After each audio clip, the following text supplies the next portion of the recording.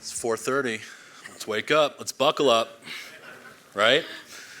Well, such a pleasure to be here collectively, and we are incredibly excited to see the possibilities of space. Obviously, there's been a lot in the news cycles over the last year and a half for different types of rocketry, but it's not just about rockets. It's about a lot of other things, looking at services, space as a service, data, different aspects of working in space, private space stations. It's huge. It's about a $1.8 trillion industry by 2035. And that was a recalibration of something that came out from Morgan Stanley 3 years ago. It went up 80% and it decreased in time by 30%. It's not about the numbers, it's about things are changing. So I want to turn it over to Kylie, who I'm very pleased being here. I've known her for a long time, about 122 days, since the Space Symposium in Colorado. But we were simpatico on looking at this concept of plus space, how it spans across multiple industries. So let me turn it over to you, a little bit about your background and Blue. Yeah, so I think everyone just heard from our founder there, Jeff Bezos. We were founded with the vision of establishing a future where millions of people are living and working in space for the benefit of Earth. And so some people ask us about that name, Blue Origin. It's all about Earth for us. It's the best place for humanity. Gravity's perfect, oxygen's perfect, atmosphere's perfect. We kind of want to stay here and have it around for generations to come.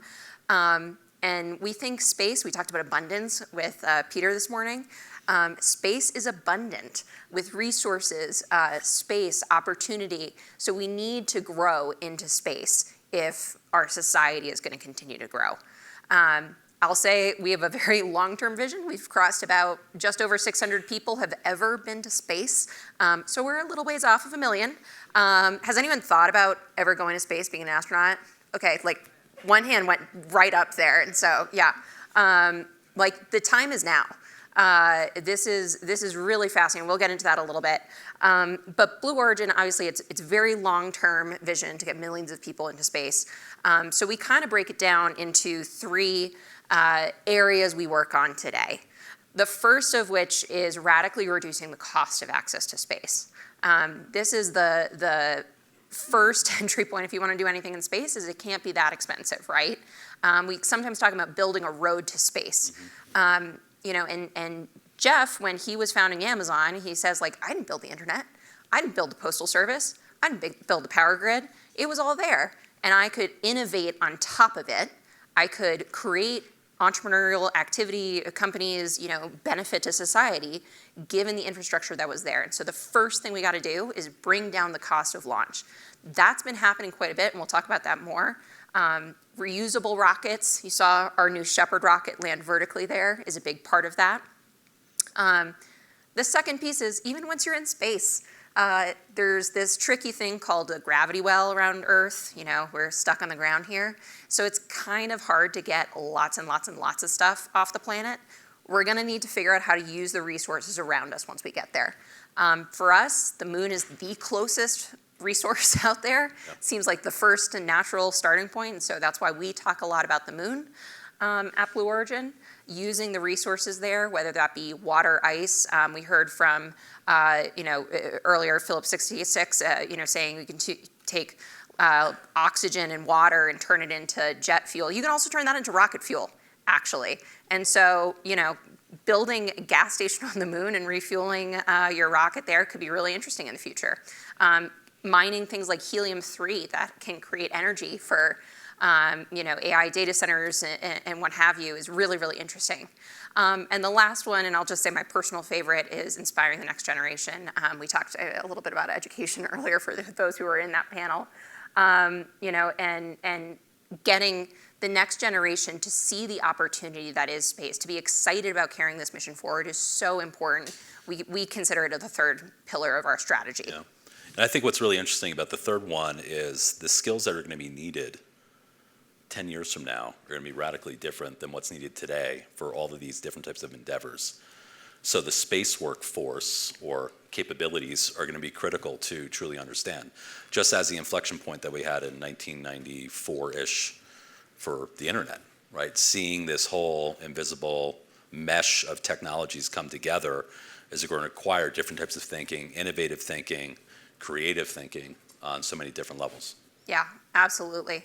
And so we spent a lot of time trying to get kids excited about careers in space, and not just astronaut, but hey, do you want to be a space architect? Do you want to be a space lawyer? Do you want to be a space farmer? We're going to need those things, actually, and we would like you to be engaged. Just a little bit more on Blue. My personal favorite stats are on that right-hand side. Actually, and it's outdated. I was telling Brian every week and month that number of people we've flown to space increases. So for anyone who wanted to go to space and wanted to be an astronaut, I know a guy, give me a call. But we're also changing the makeup of who is an astronaut. We have sent teachers, we have sent the oldest person and the youngest person to space, the first non-binary person, the first sibling pair, the first married couple, the first father-child, parent-child. 20% of all women who have gone to space have gone with us. And we've just been launching humans to space for the last about 4 years now. So imagine how that's going to change over the next 4, 10, 20, 50 years. How do we do some of this? Very briefly, New Shepard is the rocket most people kind of know us for. You saw it in the video, named after Alan Shepard, first person to do, first American on a suborbital flight. This is purpose-built for you and I, like not the professional astronaut, to go to space. And this is part of opening access, not just to people and private citizens, but industry, to experiment in space. Access microgravity, see the world, experiment. The next rocket we're working on, we launched earlier this year for the first time, and we're launching again here in a few weeks and months here, New Glenn, named after John Glenn. And that will carry huge amounts of mass to orbit. That takes what we can do on New Shepard and scale it to industry. Reaching the moon, part of the architecture that I talked about, critical to be able to access all regimes of space. We have rocket propulsion is part of our business, really core technology for anyone in the space industry to enable all those other things. And looking at more interesting mobility, logistics, manufacturing, servicing with our in-space systems business unit. And so that's kind of alluding to some of the more interesting stuff that's coming as well. And I'll just say, this is like the stuff we're public about, and then there's the whole slew of other stuff that, we're kind of quietly working on. And so a lot more to come from the space industry and certainly from Blue. I think what's really interesting is when you start to think about the diversity of the different assets that you've established that's public, and as well as some of the other things that are being quietly developed in the background. A lot of the things that we spoke about over the last day and a half, from AI compute and the energy and some of the things that are needed, why can't we have low Earth orbit data centers where you can have the AI offset from an energy perspective? It's not the end all be all, but it's more of a portfolio type of approach to things. Space is the domain of exploration and commerce. And a lot of people say, well, what's really happening today? So there's some, doubt in what is actually going on today. What we did want to share is what are the signals and what's really driving some of these organizations. So telecom and technology, the signals, space is becoming the next generation or next layer of a digital infrastructure. And we're seeing that. It's this invisible mesh of technology. And there's so many different layers, and everyone's going to get these slides, so don't worry. But from that perspective, what do you see as some of these, all of these examples, what stands out as like a great perspective for you? Gosh, yeah, so, I spend a lot of my time going to space conferences and talking to space people, and we're kind of in an echo chamber of space is amazing. So I love coming to things like this and getting other people excited. So very consciously looking at companies that I think everyone knows and are not space companies. And yet, they all have space plays. So if you are sitting in this room thinking, I'm not part of this space ecosystem, think again. If you have a phone in your pocket, which I'm just going to guess everyone in this room does, you are connected to satellites right now. So, just one example, just to bring it down to earth and more tangible kind of innovation we've been talking about the last few days. Apple. Like, why is Apple invested in space?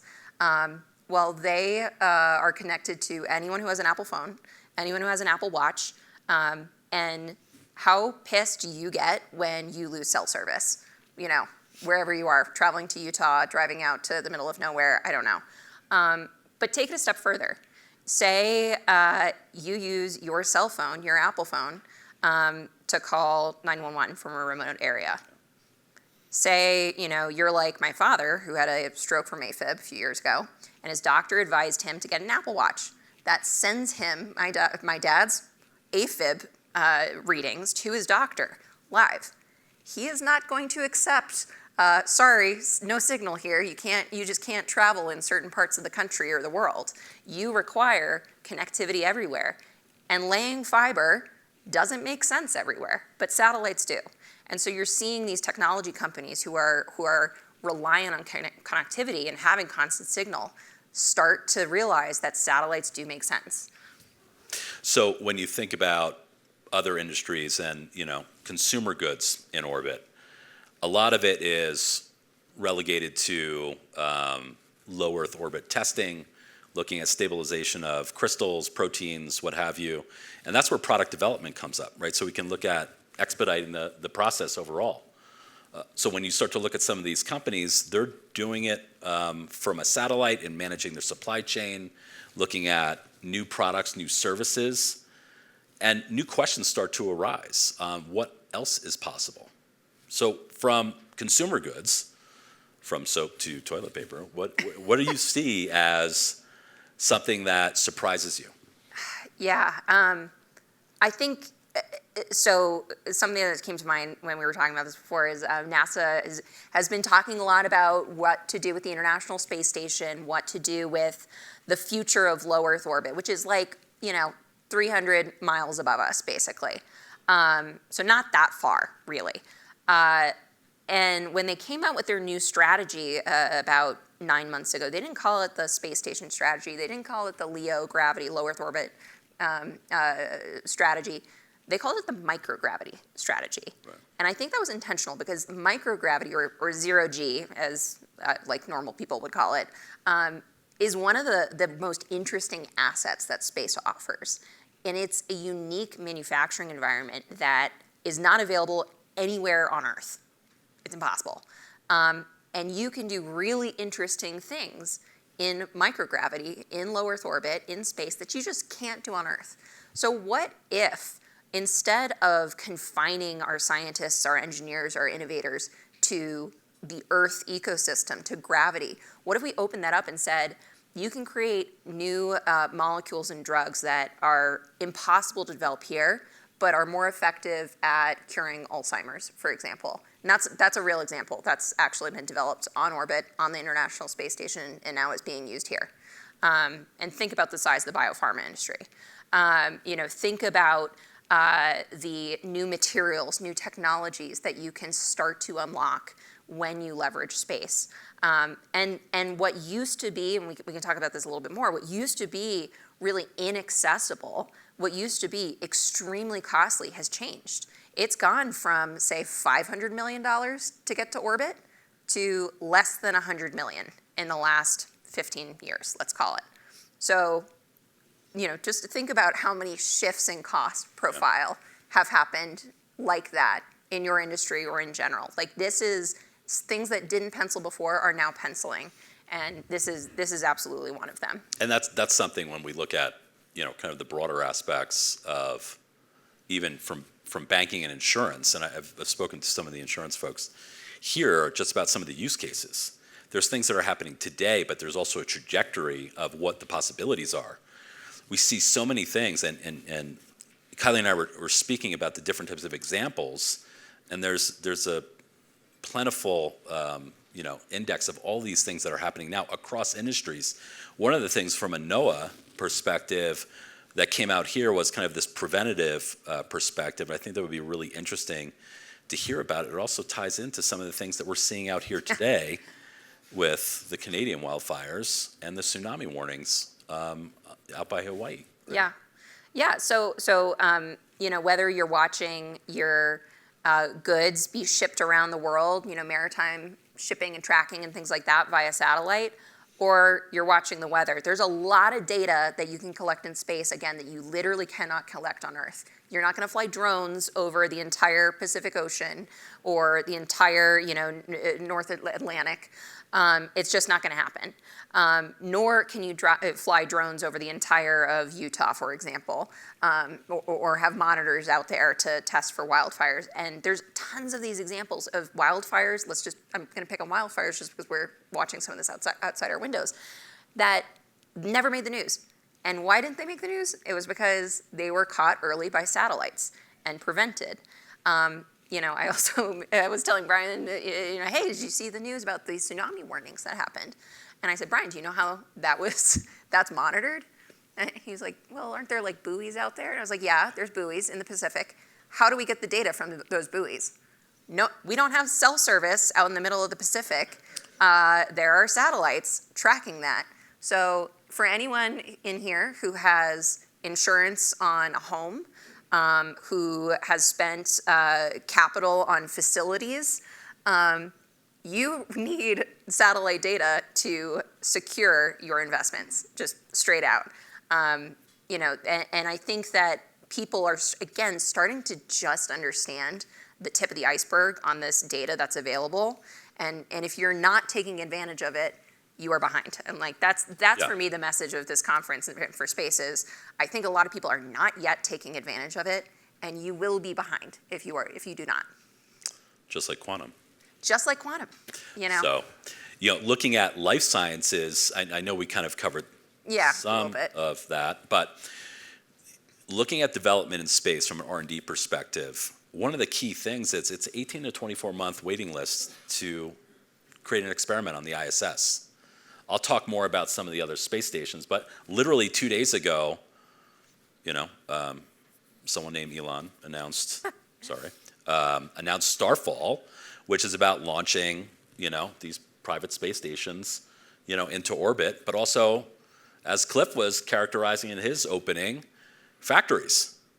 So when you start to think about the development of drugs, the development of other elements in general, from our pharmaceutical and bioscience and everything else, that actually helps discover new materials, new drugs and everything else, but also from a process-oriented perspective, because you can have automated labs that can beam information back down to Earth. So that's something that's really interesting. I think it would be interesting to hear one of your perspectives from manufacturing, because that's something that a lot of people kind of tapped into from the initial conversation that Cliff had. Yeah, so I kind of alluded to the biopharma pieces. Like the options are endless, I will say, when it comes to space. So if you think that this is like the most irrelevant talk to you, please come talk to me afterwards and I will try and convince you otherwise, or you can school me on what you do. But yeah, manufacturing, I mean, I talked about Blue Origin being about for the benefit of Earth. Jeff very much comes from this mindset of abundance, and we don't want to ration the future to save Earth. There has to be another way besides saying, we need to cut back on goods or our capabilities or our growth. And the way forward that we see is moving heavy industry off of Earth, where you are not polluting the environment, where space is abundant, and I think the opportunities there are really growing again with some of these economics that have changed with reusable launch, new trends in manufacturing, certainly enabled by AI and other advances. This is the next wave of what we're going to see, and again, like this has been evolving for the last 20 years, I would say. But the time is now. Like the capabilities have really matured to a point where I think this is the moment for everyone in this room to have a space strategy and to be actively testing and experimenting as it relates to the space environment. And part of that testing, when you start to look at private space stations, the ISS, I said 18 to 24 months. That's a little bit of a challenge from a lead time, plus thoughts about decommissioning it by 2030 and then deorbiting it and taking it apart.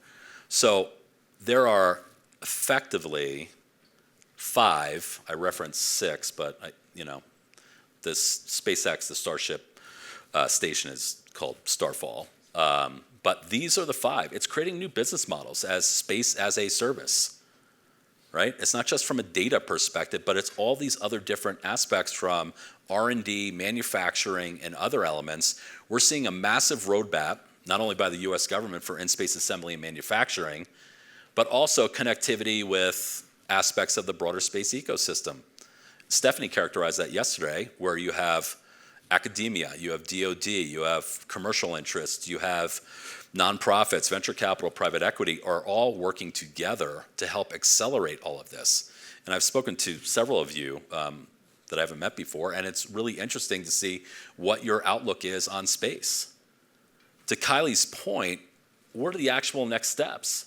So part of it is about experimentation, and we came up with this 1% action plan here. And maybe you want to explain a little bit about that. Yeah, like I was kind of asking Brian, I'm like, okay, who's actually going to be in the room here? Like, how many people have a space strategy?